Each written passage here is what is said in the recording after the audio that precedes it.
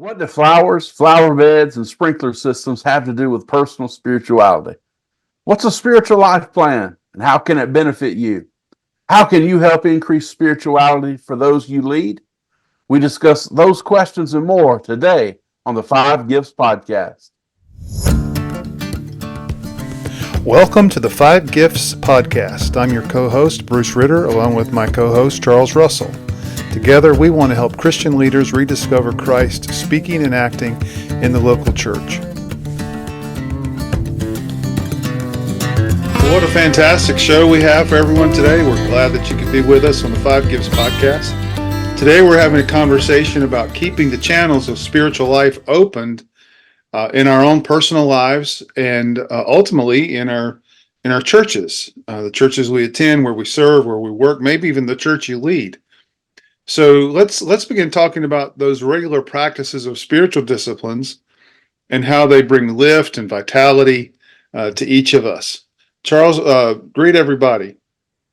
Yeah, hey, welcome to the podcast. Glad you're here today. Happy belated Mother's Day to those of you that would apply to.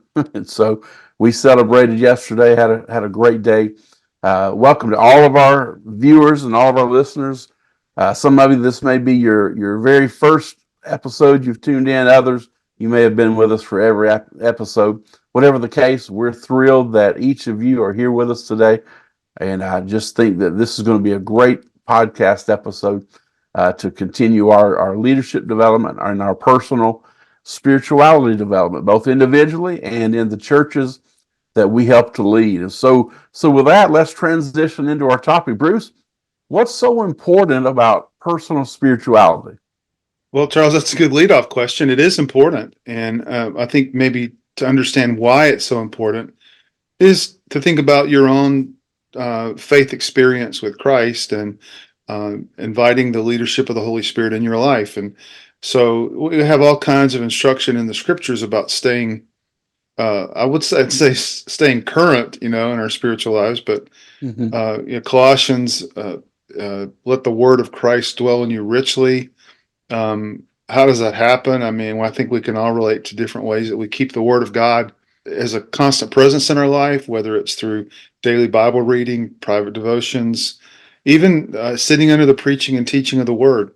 Those are all forms of that spiritual discipline of letting the word of Christ dwell in us richly. And so that's a pattern, I think, for all the spiritual disciplines where we begin to engage with not only what God is saying, but what he's doing. And so I just think that anytime we approach such a needed priority in life, it's helpful to be intentional. And what I really enjoy about our topic today is we're getting to talk about some kinds of spiritual disciplines that bring that lift, but also some spiritual disciplines that are going to be familiar to us and unfamiliar to us. We have some well-worn pathways to spirituality that we usually engage in. Maybe at the beginning of the year, we're planning our own reading through the Bible plan, and that's a constant thing we do every January.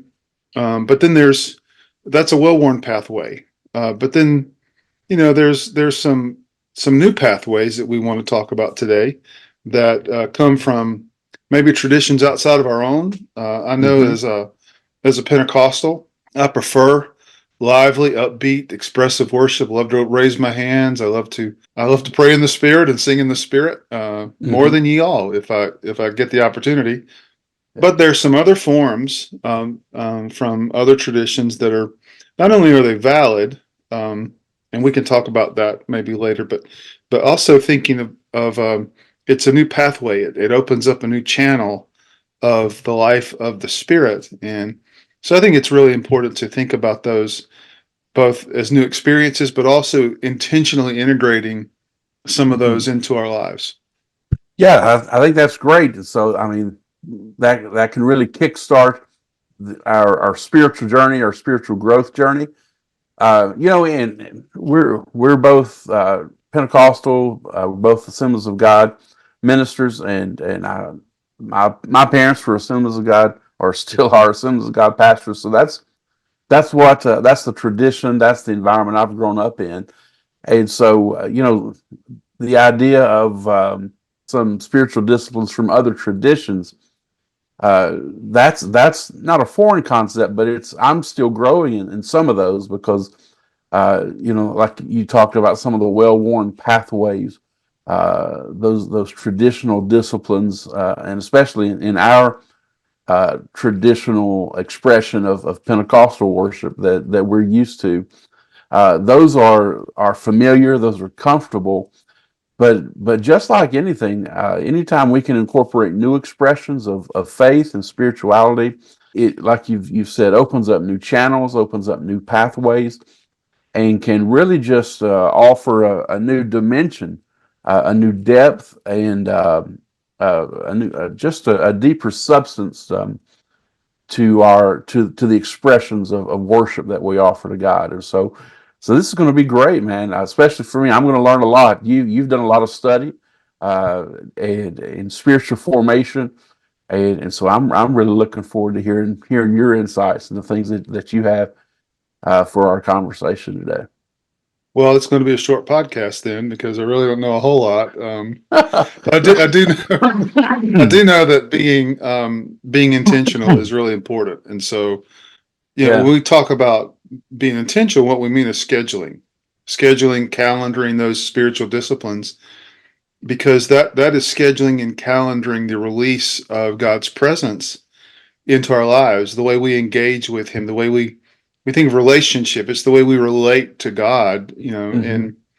and in different regions of life, spaces of life, those private devotions. But spiritual disciplines often have a semi-private or maybe a small group component where it's more intimate, but it's involving other people, especially important people in our Mm-hmm. lives. And then the corporate setting, spiritual disciplines is something that happens to us when we participate with the larger body of Christ, and that just keeps the vitality that's needed in our lives to accomplish the work and the will and the agenda of Jesus.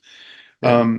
If I could illustrate it, coming off Mother's Day, the month of May in our household, especially that second Sunday up to May the 20th, is always a big month in our house, because Mm-hmm. that's Mother's Day, but it's also May 20th is my wife's birthday. And so there's flowers galore, in our house. Yeah. And my wife's love language is flowers. She likes cut flowers and vases. She likes potted flowers and flower beds. On her birthday, which is coming up in a few days, it's my tradition. And so it's not so much of a surprise anymore. She knows she's getting them. But I get her a dozen orange roses. Okay. And Wow. the biggest difference is that those orange roses, as beautiful as they are, they have a fading beauty. They'll sit on our dining room table, or she may put them in our living room.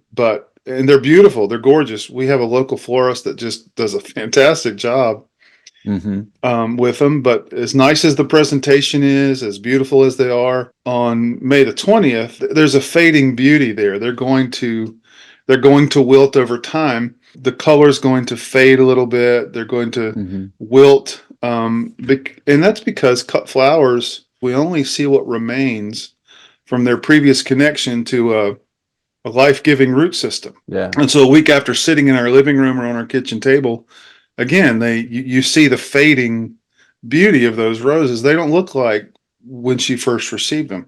However, she has rose bushes in our backyard along our back fence, and man, they're hitting their peak bloom right now. And every year they come out fresh and alive, and her flower beds in the front yards, I mean, they're thriving right now because they still have a connection to a life-giving root system. And I think about our spiritual life, because believers, small groups, churches, families, they can become like cut flowers without a root system, Mm. without that intentional connection in their spiritual lives. Those experiences that they've had with Christ, maybe even a previous, more consistent practice of spiritual disciplines. They're living off the life-giving connection there. But without that consistent connection, those experiences in the past, that experience as a kid at youth camp last summer, um, Hmm. there's a chance if that hasn't been regularly cultivated in a young person's spiritual life, we know that experience, it fades. The Yeah. pressures of the world come in and begin to build up and fight against that, and so that's why we need to be regular. That's why we need to be intentional. That's why we need to plan, because we want to keep that vitality and the fruitfulness and the passion. And so we want to schedule that and be consistent. So Charles, when you think about a regular participation in spiritual disciplines, what does that look like to you? Well, I think it. I think it looks like a sprinkler system. But I want to go back just to something to what you were talking to us about calendaring, about being intentional about spiritual disciplines. It sounds like what you're saying is what Jesus talked about in the book of John when he said that, you know, he's the vine, we're the branches, and it's this connection. It's our being intentional to remain connected into the life of Christ. Is that Hmm. what I'm hearing you say? Yeah, in fact, something I would connect to that just as we were talking. When you're saying one thing, but you actually have other thoughts going on in your mind. That's a funny dynamic, of the way we Yeah. think. But I was just thinking how He is the vine, we are the branches, and we remaining Him. That's where we have fruit, Hmm. and that spiritual disciplines don't replace that connection, and they kind of engage in that connection. They open up the channels of that connection. Hmm. And so, one way I think about it is what Hebrews says about faith, that he who comes to God must believe that he is, and that he's a rewarder of those who diligently seek him. So for me, spiritual disciplines, is the embodiment of that coming to God and believing that Hmm. he is. And Okay. whether it's in prayer or it's the word, there's that faith element of I'm actively believing that he is. That he is the God that is not only speaking in his word, but he's acting in my life. Yeah. Wow. So I hope that makes sense. No, absolutely. Well, you asked about what is this active participation in spiritual disciplines look like, and I said I think it looks like a sprinkler system, and so that could maybe sound kind of random and out of left field, but if you think about a sprinkler system, it draws from a single source of water and it distributes it evenly to every part of the yard. Depending on weather conditions, the yard receives water on a regular basis. And so the spiritual life of a church parallels this use of the sprinkler system. The Spirit of God must sprinkle every part of the church on a regular basis. Uh, in this way, the church can stay spiritually healthy. So pastors, leaders, we can best accomplish this by creating a strong, functioning spiritual life system. Bruce, I don't know about you, but I've tried to cultivate the lush green yard. I've tried those things, and honestly, I've given up on it. Excuse me. I remember one year.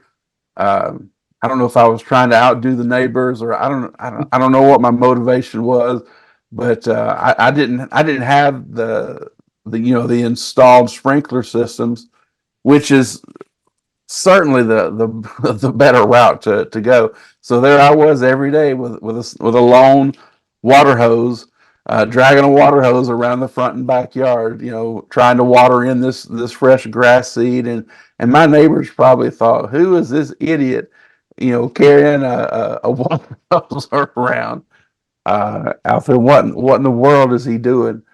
A sprinkler system would have been much more efficient and been much more effective at helping to water in grass seed and helping to bring the moisture and the life to those freshly planted seeds. That's what the spiritual life system. When I say that, hey, as pastors or as leaders, creating a strong, functioning spiritual life system. I liken that to to a sprinkler system. It can be it has a wide reach. It's consistent. It's incremental, and it accomplishes the job in an effective and efficient way. And that same idea can be massaged into the life of the church.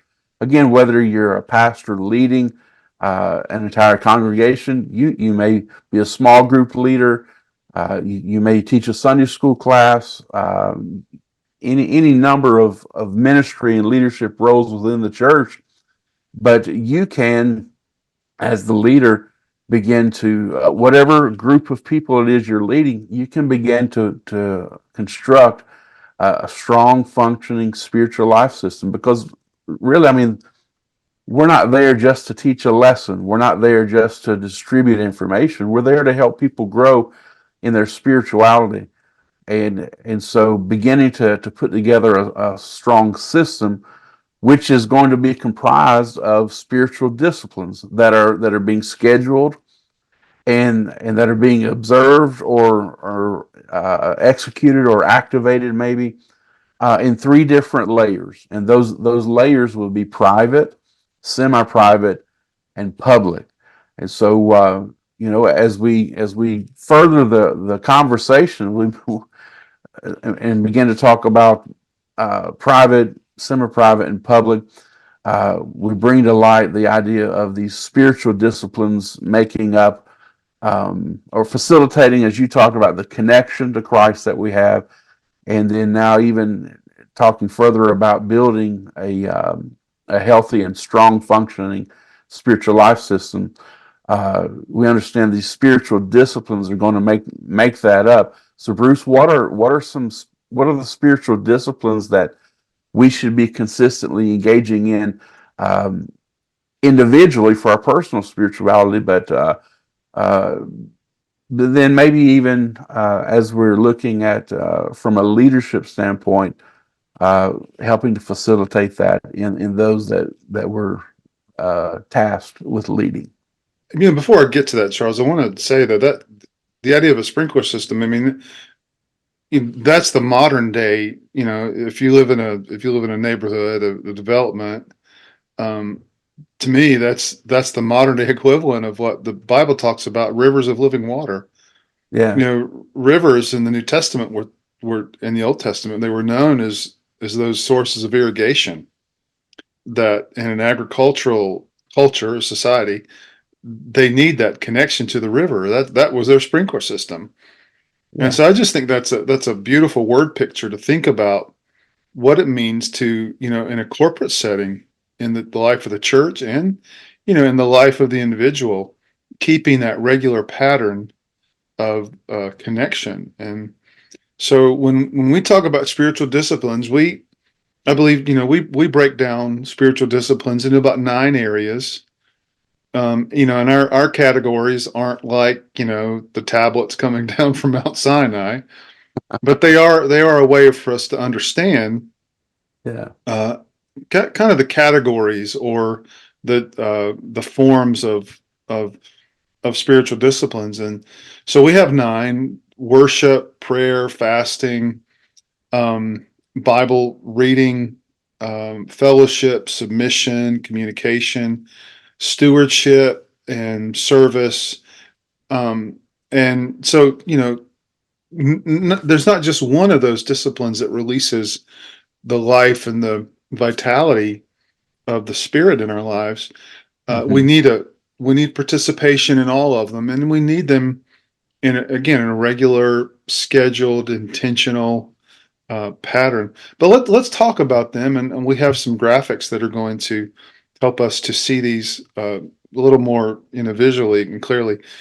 But if we start off with forms of worship, we think of the corporate worship service, but there's a private dimension to worship. And so what we're going to look at are these forms of worship in all the categories that we look at. You'll see a private, a semi-private, and a public expression of those disciplines. So like in worship, everyone's familiar with corporate worship, the corporate Mhm. celebration service that's alive, that the almost like the anthem opening song to a worship set, to moving into lots of celebration, um, moving into those deeper reflective moments of worship.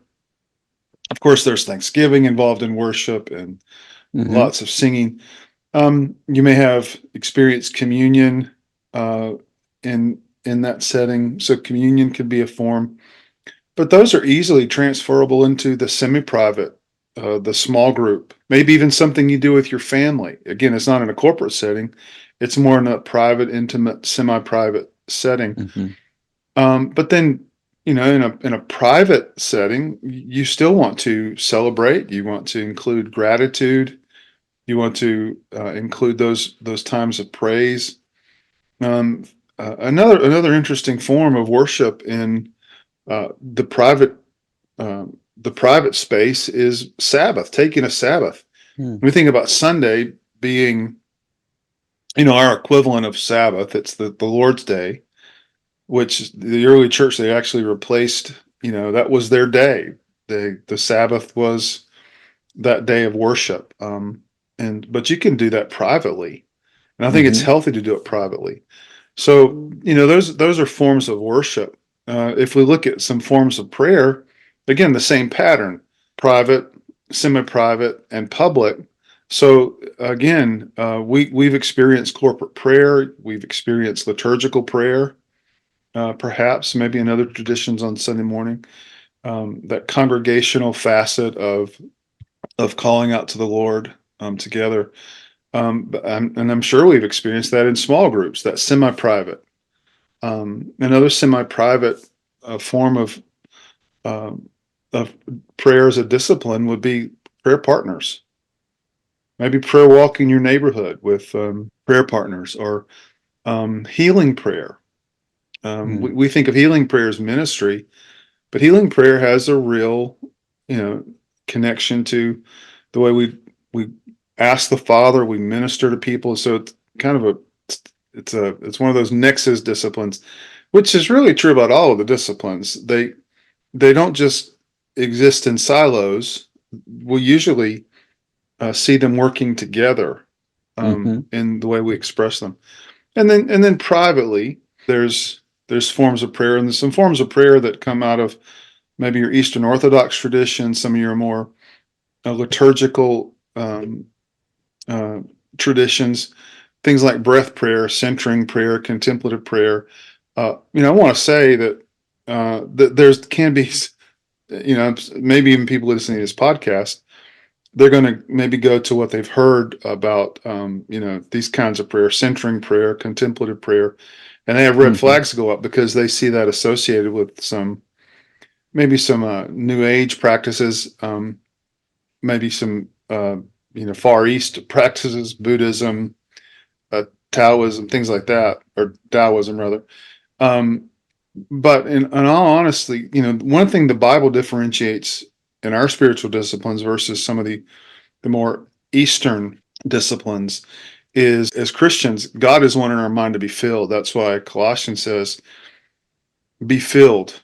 Be Mhm. richly filled with the Word. In the Old Testament, the proverb was, "As a man thinks in his heart, so is he." Mhm. Where like some of your Eastern forms of, and when I mean Eastern, I mean like Eastern religions, their whole concept was emptying the mind, Mm. being emptied, thinking about nothing, so you can concentrate on those deities, and so you empty your Mhm. mind. And what they mean is you empty your will.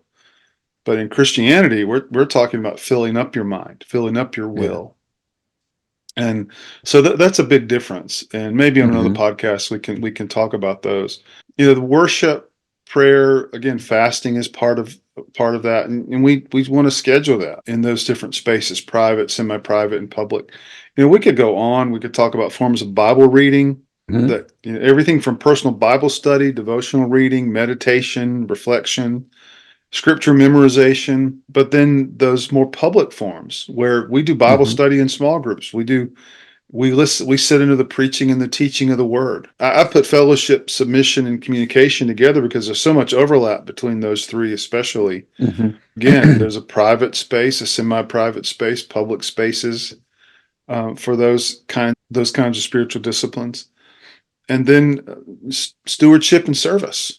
Mhm. Again, there's always those three expressions, and we don't have time, I think, this morning to get into all of them, but I'll just give you one example. When it comes to stewardship, I know the one spiritual discipline that always rises to the surface in talking about stewardship is tithing.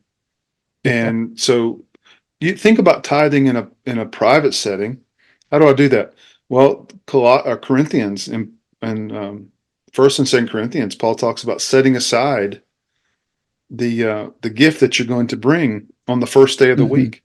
And so, even in there, you have the private and the public expression of that.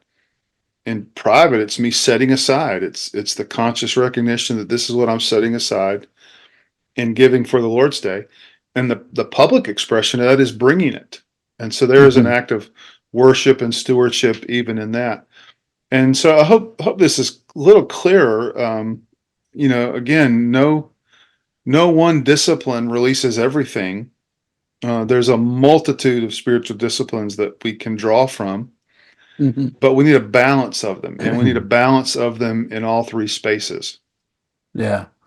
And I really, really enjoy your comments talking about, again, the intentionality, the calendared, the scheduled approach to spiritual disciplines, and just a couple things that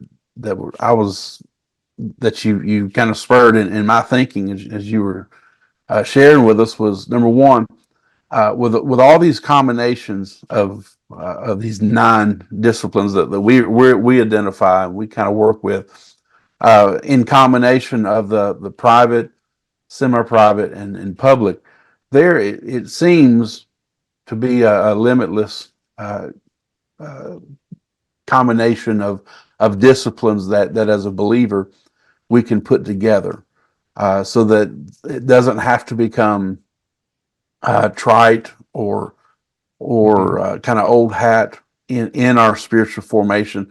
Yes, there is routine to it because it is intentional and it should be calendared, and it should hold that value and that importance. I think of the things that I calendar, that I schedule, they hold high value in my life, and so spiritual disciplines should obviously, for me, for everyone as a believer, who is intent on growing spiritually, we should have those things calendared.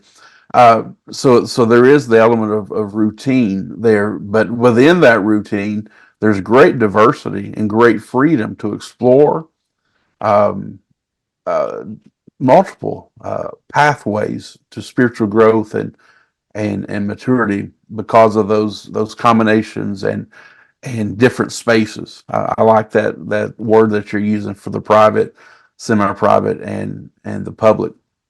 But the second thing is a great example you gave for tithing, and so I kind of thought, well, I wonder if our not to be legalistic, but in our church attendance, in our gathering together to worship, um, how important would that be then to for that to be scheduled and for that to be calendared and for that to be intentional? Um, not only scheduling our private times, but but the semi-private in a small group. Hey, I'm going to intentionally. My family is going to intentionally engage in the next cycle of small groups that our local church body offers, Mhm. because I'm beginning to understand that's a part of our spiritual maturity. Um, and then in the public space, deciding, uh, hey, by Saturday night, by Friday night, deciding that hey, Sunday is coming, and we're as a family we are going to attend the Sunday morning service, not for some kind of recognition, but understanding that the Sunday morning gathering or that public worship gathering offers us a place to gather with the body of Christ in that local body Mhm. of believers where we attend. And there's just, yeah, I mean, I can stay home and I can watch it online, but there's no connection to the greater corporate body. There's a lack of relational connection there, Exactly. which facilitates growth and spiritual maturity, um, in the things that I receive and in my personal growth and in my family's growth, but also in what I offer to the fellowship, to the larger body, that can spur someone else in their spiritual maturity and growth. So I, um, I'm not trying to be legalistic or dogmatic, but I'm there's a lot of people wrestling with returning back to the public space of worship, and Mhm. I would just encourage us to think about that as part of the dynamic of our spiritual maturity and growth, scheduling the private, scheduling the semi-private, but then scheduling the public expression of my family's worship. That Sunday morning worship is the decision that I'll make prior in the week, and that it's on our schedule. And look, this is what holds value to our family. And Mhm. anyway, so just scheduling those things. Charles, I Um, believe you're tapping into something that I think has been one of those overarching thoughts, maybe one mhm, of those overarching unspoken thoughts, actually, when it yeah. comes to spiritual disciplines, and that is intent. That is Hmm. the posture of life that says, my connection to God is vital, and it's going to be reflected in my values, what I choose Hmm. to do. Um, the Old Testament example of that is choose this day who you'll serve. Um, Yeah. those elements of faith that are personal. They are no one can decide for me if I'm going to Sure. serve the Lord. At the same time, God has ordained, in our lives that we have connection with others to receive the life and the activity of His presence. And Hmm. so when you talk about, I think most of the time we think about spiritual disciplines, it is in a private sense. It is Yeah. my private devotions. No, it's sitting under the preaching and the teaching of the Hmm. word with other people. Um, you can listen to a podcast if that's all it was, but the Yeah. the idea was there's that expression with the people of God. That's the early church. They met together in houses. They shared meals together. They even went to the temple together. Those early believers, those early Jewish believers.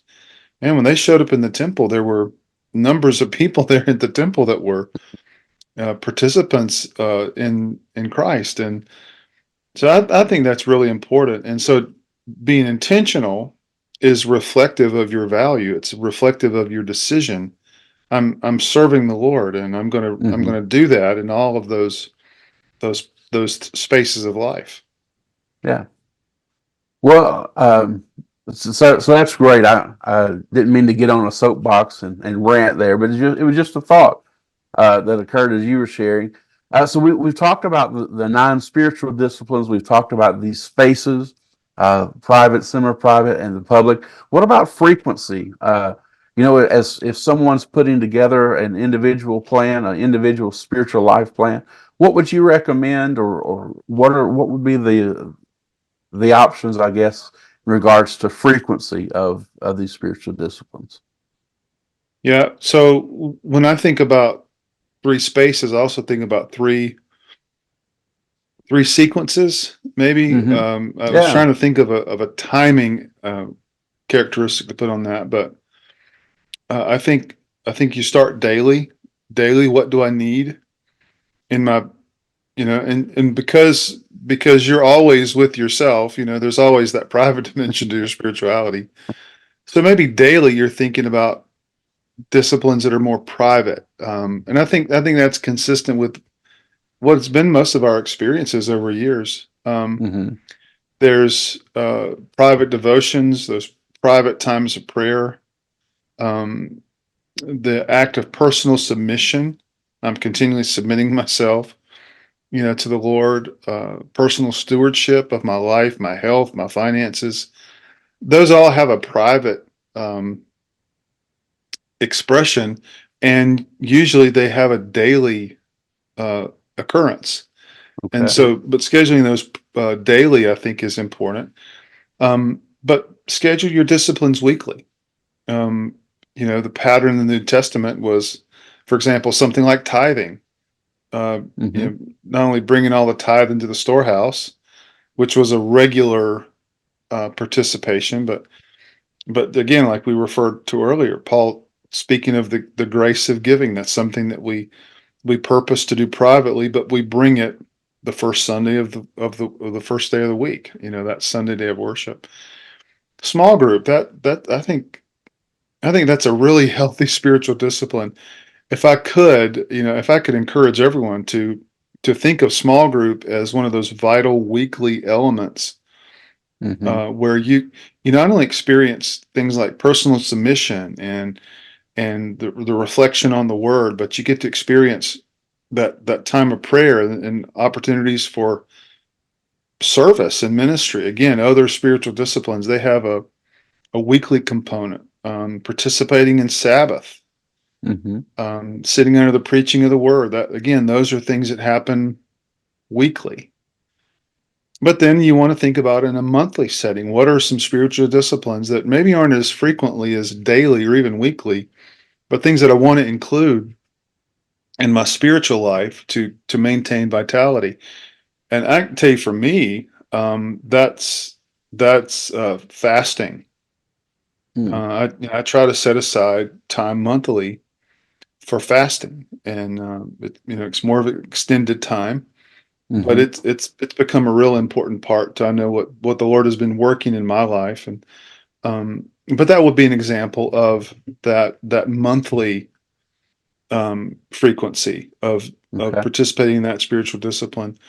You can think of others, prayer walking, um, mentoring, maybe meeting with a monthly mentoring group. That activity of participating with other believers, maybe even a semi-private manner, more of a small Hmm. group, or maybe one-to-one, but that you do that monthly. It may be not something you can do weekly, but it is something you can do monthly. And so I like to think of kind of I call it my 3-3 plan. What is Hmm. private, semi-private, and public, but also what's daily, weekly, and monthly. Okay. Wow. Well, I mean, that's just tremendous. Really uh, adds value to a believer that's trying to construct or put together an individual plan. I think this is just my observation, but I think most believers have a desire to grow spiritually and to mature in their spiritual life. But I think a lot of people just get hung up on how do I do this? What Mhm. what does that look like? And so what you're giving us is a great system individually to put a plan together of, hey, here's 9 spiritual disciplines, and you can do those privately, semi-privately, and publicly. And then we want to do those daily, weekly, and monthly. And you can use that grid to really form up an extremely effective uh, kind of an individual plan or a family plan even that that can bring a lot of that can just truly increase our spiritual vitality. And so thank you, Bruce, for that. That is Well, oh yeah, yeah, but go Charles, ahead. there's a reason we're spending time on here, because it doesn't happen uh, spontaneously. We Yeah. don't we don't we don't spontaneously schedule. We have to be intentional about that. And so Mhm. there are some conflicts, I think, and maybe that's some areas you could address for us this morning.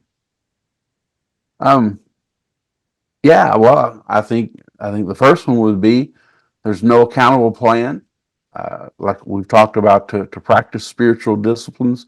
I have great intent, I have great desire, but I've not moved from dreaming and wishing and wanting to actually implementing and executing. And so, a plan gives us a track to walk on. It gives us a pathway to walk into spiritual maturity. Um, and so we think about that individually. uh, when we think about um, in the life of a local church, most likely there's no individual accountable spiritual life plan for the core of the church, and by the core, who's that select group of leaders and leadership within the church that that really moves and directs and guides the life of the church. We need to, when we talked in our leadership railroad series, we talked about the new information, new knowledge, reflection with mentors.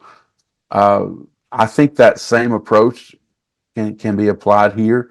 Um, what's some new information, or what's some new pathways, some new practices, some new disciplines that you can begin to hold leaders accountable for engaging in.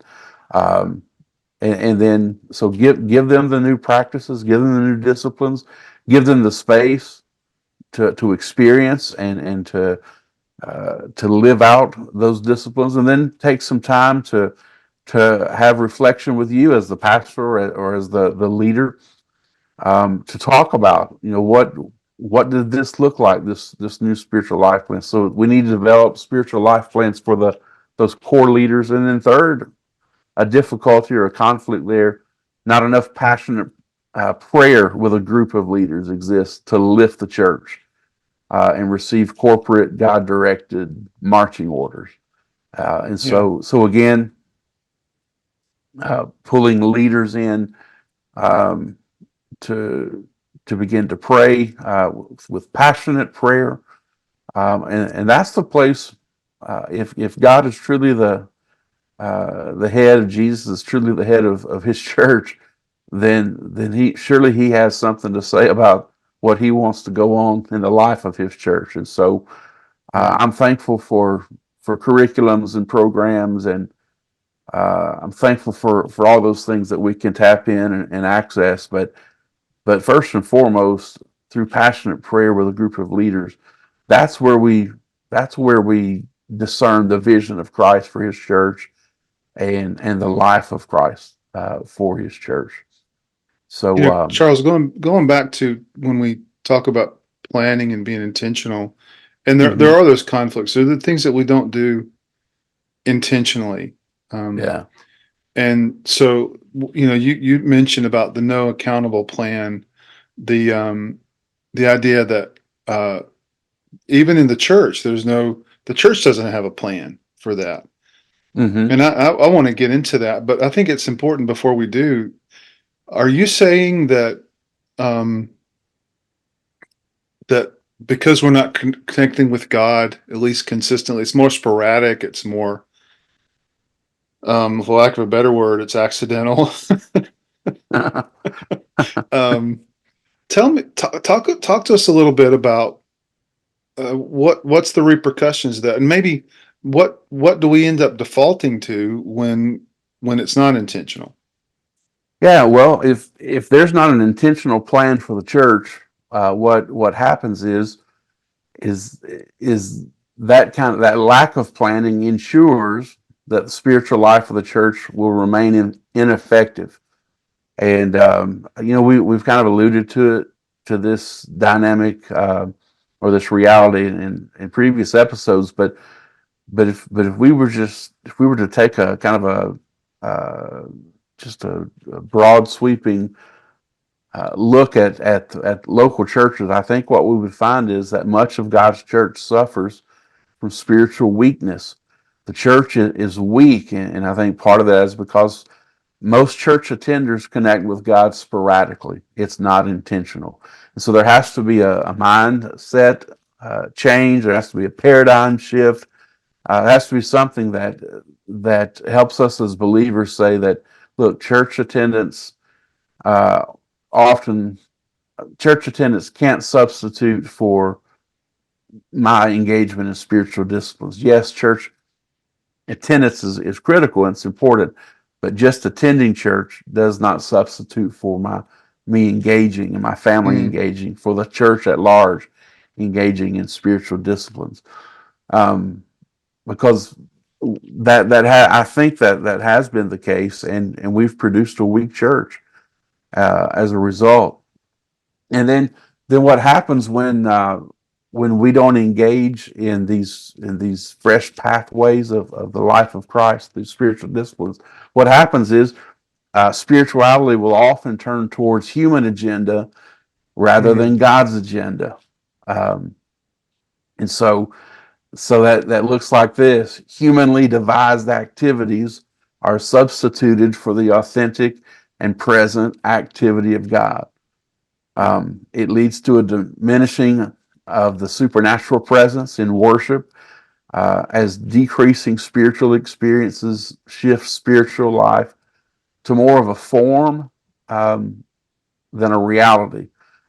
And that can cause great difficulty in a church. And so Bruce, you're a seasoned veteran pastor and minister. Um, what are some examples? What are some things that maybe you've seen Hmm. where human activity has been substituted for the authentic present activity of God? Yeah, if I could be super transparent, as a pastor, I Mm-hmm. think there's a lot of pressure to make sure that that public worship service is good, it's refined, it's hot. Yeah.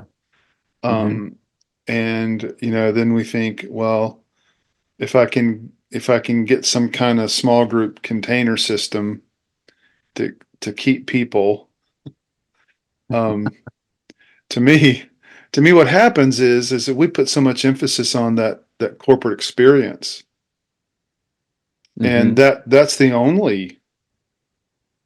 only weekly experience someone has with God. I hate to say that. I know that's being extremely brutally honest, but Mm-hmm. sometimes that becomes the pattern. Is this Yeah. that weekly worship service, and that's someone's only connection with Mm-hmm. God. And then I mentioned small groups that people. Well, let's get them into a small group. At least they can connect and have healthy relationships and learn. Maybe what used to be in a Sunday school has become more in the small group space. Mm-hmm. And so those are forms, but they lack. I think bottom line, I think we sometimes we fail to empower people to have that private time, Yeah. and everything's done corporately. And so over the years, because that was such an emphasis, we come from a renewal movement. I mean, Mm-hmm. spiritual vitality was ignited, in Azusa Street, in the Yeah. public worship space, in that corporate. And Azusa was basically a corporate prayer meeting. Mm-hmm. That idea that we're going to experience God with a large group of people, and there may be some dynamic worship and preaching. We're going to get into that experience, and that's fantastic. That's phenomenal. But over the years, if we don't learn to develop spirituality in these other spaces, private, semi-private, then what happens is what was an initial catalyst for the birth of spiritual life and the Mm-hmm. revitalization, revival. Well, that can become an empty form, and Yeah. so what happens is that instead of being, you know, uh, rather than moving into God's agenda, then we simply settle for a form that is traditional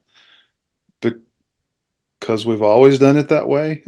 Mm-hmm. And so, but it loses its spiritual passion over Yeah. time. And so it's like you said, that diminishing of the supernatural presence of God in worship, because we've settled for the form rather than for, we talk about creating new pathways. Mm-hmm. Another beautiful word picture is in the Old Testament, the digging of new wells of spiritual vitality. Yeah.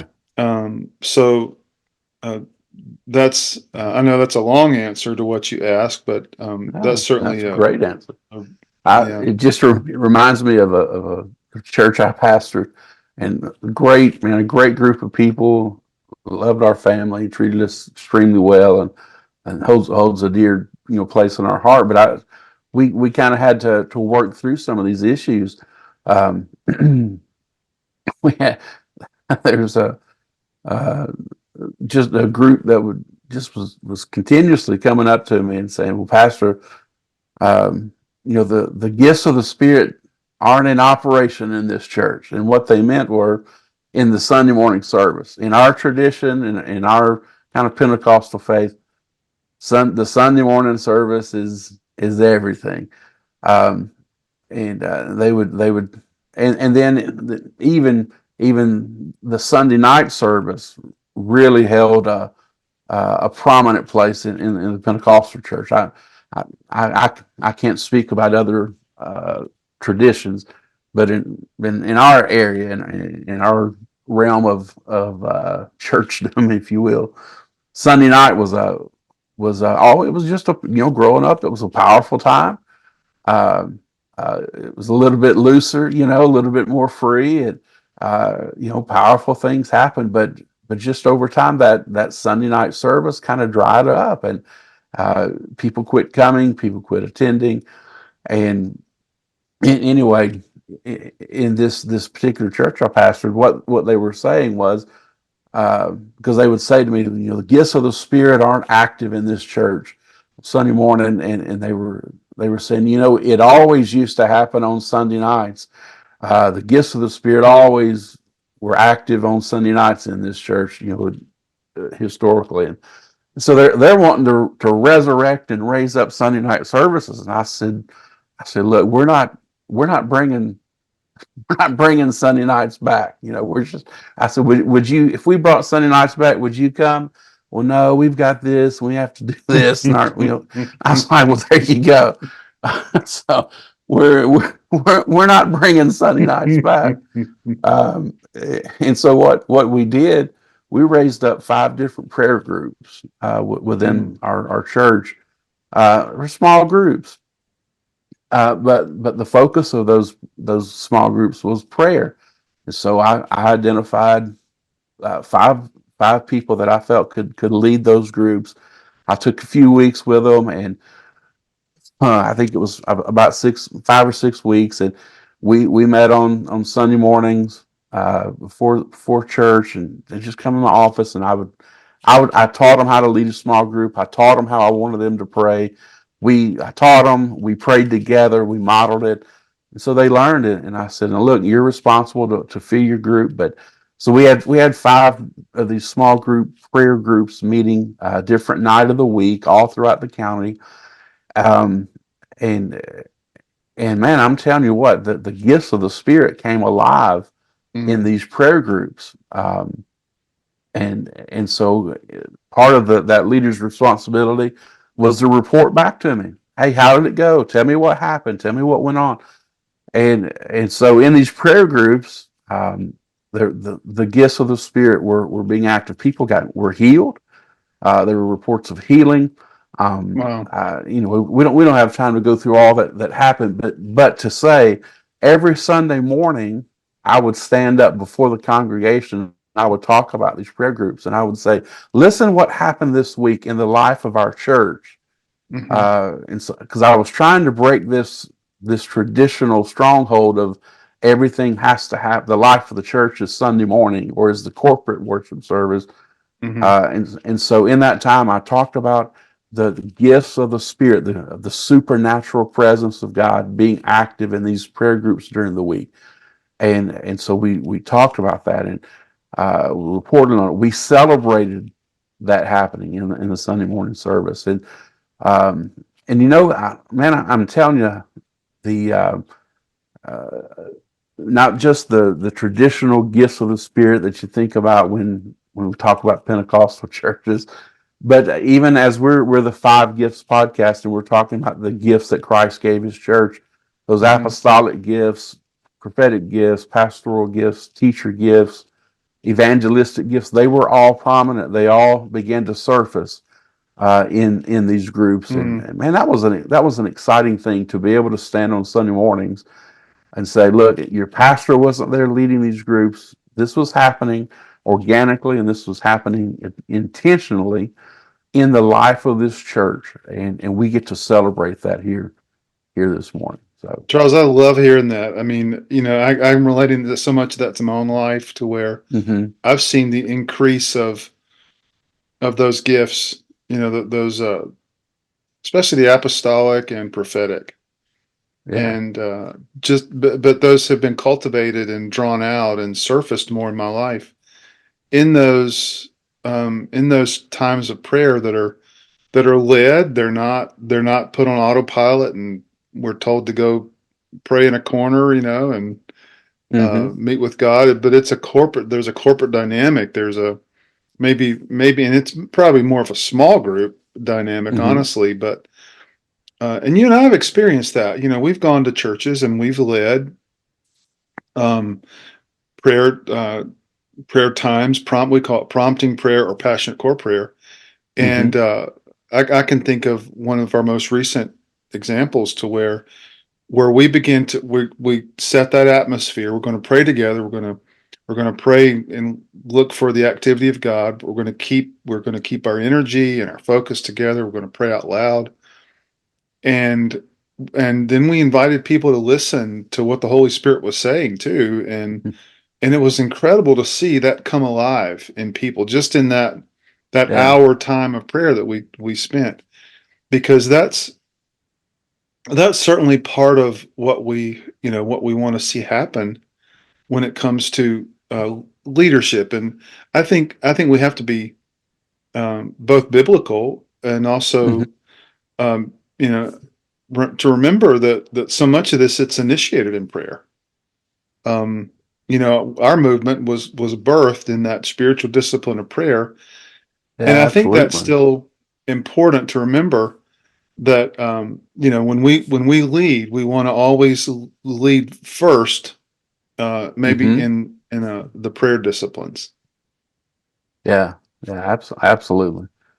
Um, well, maybe a good or our next kind of progression in the conversation would be how could we build? We've talked about an individual plan, and we kind of seem to be shifting towards that corporate, uh, church-wide environment. So how could we construct a church-wide plan as we think about leading the church or leading a group? Bruce, any thoughts on that? Now, I got plenty of thoughts, and I'm thinking that might be a great topic for next week's Five Gifts podcast episode. Okay, yeah, I think that'd be good. In So fact, how so about yeah? How I was about we gonna I was gonna also? say, so what that in code, what that really means is, Charles, you have talked entirely too much on this episode, and No. it's no different than getting a great sermon with 3 points, and you never get past the first one, so it turns into a 3-week series. So I get it. Yeah. No, our podcast is meant to empower leaders as well as individuals. So I think it'd be a great transition next week to move from what we've talked about, more of an individual, but maybe look at how do we set a corporate spiritual life plan, and maybe go further in how we initiate that in prayer. And Okay, yeah. I think our listeners might be excited to hear about some things that you and I do for churches, that Hmm. they could certainly benefit from. How about that? I think that sounds great. Sounds Okay. great. Well, We are hitting up so on our time for today, but okay. Well, it's like I had a friend that he went and held a revival, and he got a little long winded, and he said he says if I could just get, says, raise your hand here tonight if you'll just give me 5 more minutes, and the whole church raised their hand. He said, all right, I'll take 5 there and 5 there and 5 there, and then immediately they all put their hands back down. So so we better land the plane and get out of here before everybody uh, takes their hands down. But I think we've had a great conversation, great episode today. Just want to thank everybody for joining us today on the Five Gifts podcast. Hey, look, don't forget to like, follow, subscribe, and even share the podcast so you're able to stay up to date on new content and help us spread the message. we want to get this out to as many people as possible. So help us out.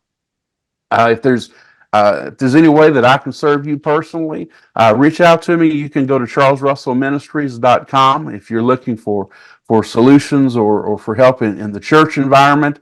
There's a website there. If you're tuning in and listening and you're leading an organization outside of a church, we offer some solutions and some help there. You can go to charlesrusselltraining.com, and there's ways that you can get in touch with simple assessments on each of those websites, and then some email. You can reach me by email through those, and we can schedule something we can schedule a conversation.